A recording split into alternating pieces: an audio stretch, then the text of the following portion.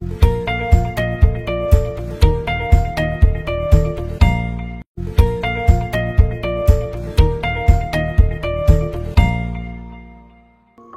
The lord. యేసుక్రీస్తు దివ్యనామంలో ఉదయకాల సమయంలో ప్రభుతో ప్రతిదినం అని ఆధ్యాత్మిక కార్యక్రమాన్ని వీక్షించుచున్న మీ అందరికీ నా హృదయపూర్వక వందనాలు తెలియజేస్తున్నాం. ఉదయకాలము లేచి ప్రార్థన చేశారా?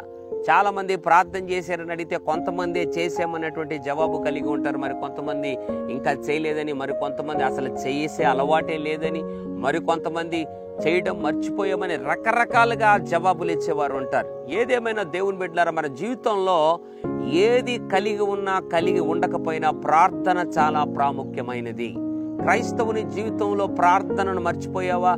మనం ఎదుర్కొనేటువంటి సమస్యలు, ఎదుర్కొనేటువంటి నష్టాలు అంతా ఇంత కాదు. క్రైస్తవుని జీవితంలో ప్రార్థన అంత అవసరమైనది, అంత శక్తివంతమైనది, అంత ప్రధానమైనదని దేవుడు జ్ఞాపకం చేస్తున్నాడు.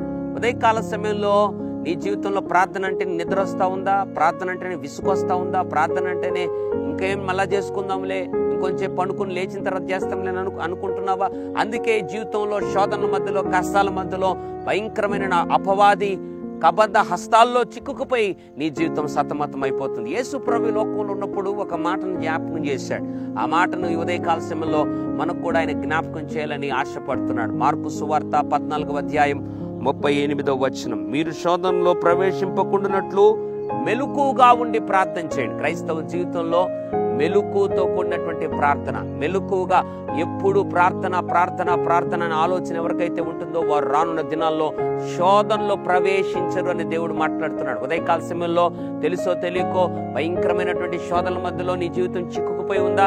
ఇక మీదట దేవుడి సన్నిధిలో క్షమాపణ కోరి మెలకువగా ప్రార్థన చేసే వరము నాకు దయచే ప్రభువా అని ప్రభువును అడుగు చూడు. నిశ్చయముగా మెలకువతో ఉండి ప్రార్థన చేసే కృపవరాన్ని ఆయన దయచేస్తారు. తద్వారా నీ జీవితంలో అన్ని శోధనలు అధిగమించగలవు, తప్పించబడవు. అన్ని శోధనల నుండి నువ్వు దాటుకోగలవు. ఉదయకాల సమయంలో ప్రార్థన చేయి. ప్రార్థన ద్వారా నీవు, నీ భర్త, నీ పిల్లలు, నీ కుటుంబం, నీ సంఘము, నీ పరిచర్య, నీ సువార్త, ఎంత మాత్రమే కాదు నీ వ్యాపారము, నీ పని, నీవు చదువుతున్నటువంటి చదువులు అన్ని విషయాల్లో వర్ధిల్లుతావు. కాబట్టి మెలకువగా ప్రార్థన చేయి. తద్వారా గొప్ప దీవెనలు ప్రభు మనకు అనుగ్రహిస్తాడు. పరిశుద్ధుడా, ప్రేమగల తండ్రి, నీకు వందనాలు.